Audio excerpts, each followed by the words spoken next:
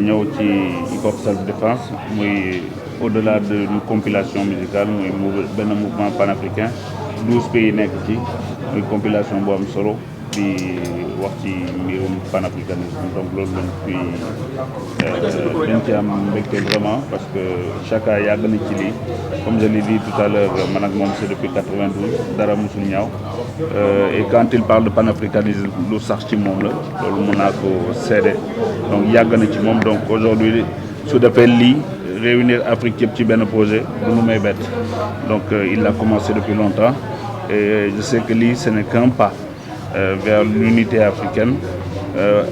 Il y a 12 pays, mais il y a encore une trentaine derrière qu'il faudra mettre dans le projet et je sais que Dinoko va accomplir, Inch'Allah. Je voulais juste savoir quel message est véhiculé par rapport à la New Generation parce que yéen ci old bi yaa ngi ci game bi mun nañu sax hip hop Galsen yéen a ko sanc donc génération bu bees bi yan conseil ngeen leen di wax ak yan initiative ngeen leen di digal pour que ñoom ñu mën a topp si seen yoon parce que yéen da ngeen leen xàllal pour que ñoom bu ñëwee yeneen génération future yi ñoom ñu mën a roy ci ñoom. Non, je pense que chaque génération aura son propre combat. Il ne faut pas demander à cette génération de faire ce que nous on a fait hier, parce que ce qu'on a fait d'embe, c'était pour dembe. Nous dinañ def sen mengo ak sen jamono. Donc lolu ñun suñu devoir moy accompagner len ci lolu et faire de telle sorte que ñu bañé yak art bi.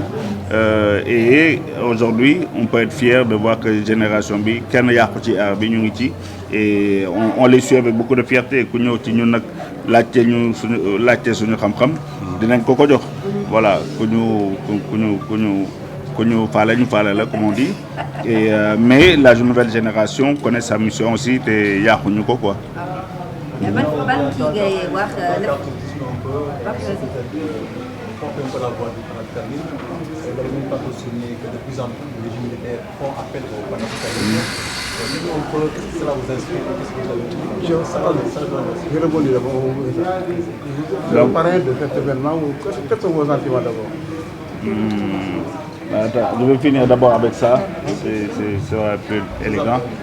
Donc oui, aujourd'hui le panafricanisme est revenu à la mode, on va dire. Et on voit beaucoup de régimes militaires un peu partout se réclamer du panafricanisme. Beaucoup de jeunes Africains se réclamer du panafricanisme. Donc quand on voit ça, ça ne peut nous faire que plaisir. Et on encourage tout le monde en tout cas à creuser et de ne pas faire du panafricanisme seulement un mouvement qui est dans le passé, mais le mouvement qui sera dans le futur. Voilà. Vous êtes parrain de cet événement, quels sont vos sentiments? En tant que parrain de cet événement, c'est juste un bonheur, un plaisir et une fierté d'être aux côtés de mon frère Chaka Babs. Comme je l'ai dit, on est ensemble depuis 92.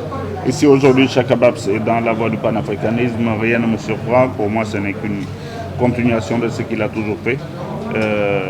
On se connaît depuis très longtemps et j'ai toujours été fier de ce qu'il fait. Donc quand il m'appelle et qu'il m'honore, je ne peux qu'être là. Et ce projet est important puisque vous avez déjà 12 pays d'Afrique réunis sur un seul projet. Donc on espère que très bientôt on aura la trentaine d'autres qui vont rejoindre ce projet qui est juste magnifique. Quel conseil la nouvelle génération connaît sa mission. Comme on dit, chaque génération doit connaître sa mission, l'accomplir ou la trahir. Je pense que cette génération connaît sa mission, en tout cas est en train de l'accomplir avec son rythme, avec ses codes culturels et les codes de son temps aussi. Je suis artiste rappeur sénégalais et manager du collectif des artistes panafricains. Voilà, c'est un collectif qui regroupe plus de 23 pays africains et de plusieurs membres, en tout cas artistes. Plus de 500 membres, je vais dire, voilà, qui sont répartis dans les pays africains. Voilà, donc c'est comme ça que je peux me présenter. Si vous avez... Vous avez fait rencontre, pourquoi la rencontre de cet homme?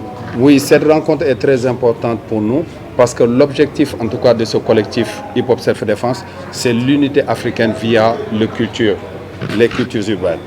Voilà, on a jugé nécessaire que voilà, nous devons apporter notre pied à l'édifice.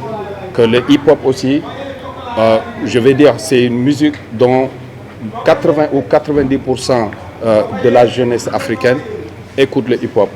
Donc aujourd'hui, il y a le panafricanisme politique, il y a le panafricanisme sportif, mais aussi il doit y avoir le panafricanisme culturel.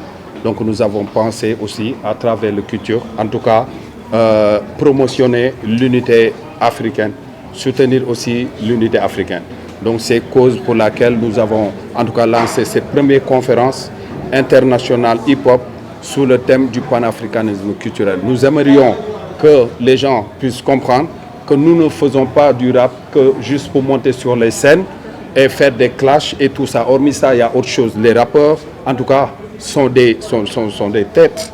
Les rappeurs sont des artistes, comme je peux dire. Et quand on dit artiste, on dit la rime avec création. Création, tout vient de la nature. Donc nous sommes des êtres créateurs. Donc nous devons aussi contribuer pour l'épanouissement, en tout cas, de notre cher continent africain. Voilà, cause pour laquelle vraiment on a initié cette conférence, histoire aussi de taper un peu sur les tables, taper sur les portes, faire comprendre aux dirigeants africains aussi qu'il y a quelque chose qui arrive. Et que ces choses qui arrivent là, c'est pour leur ouvrir les yeux, c'est pour leur faire comprendre qu'il est temps de donner la voix aux peuples africains. Voilà, que tout ne peut pas se régler que par la politique. Voilà, il faut des fois reculer un peu au-devant des médias, au-devant des scènes, parce que maintenant, même les politiques occupent les scènes des musiciens, les scènes culturelles.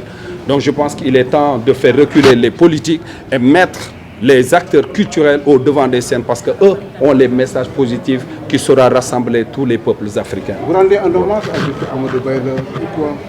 Amadou Baïle Sow, une personne très très très importante pour moi, quelqu'un qui a beaucoup contribué sur ma carrière, même je vais dire. Il est jeune, mais en fait, on a partagé pas mal de choses, beaucoup de choses. Sur la création de plusieurs de mes projets, j'ai parlé avec lui. Et souvent, c'est lui qui me raisonnait, c'est lui qui me disait, bon, écoute, là, man, il faut avancer, non, là, il faut laisser tomber mon grand, là, il faut... Jusqu'au jour où j'ai pensé au nom de Hip Hop Self Defense Africa, avant même de créer le groupe, je lui en ai parlé.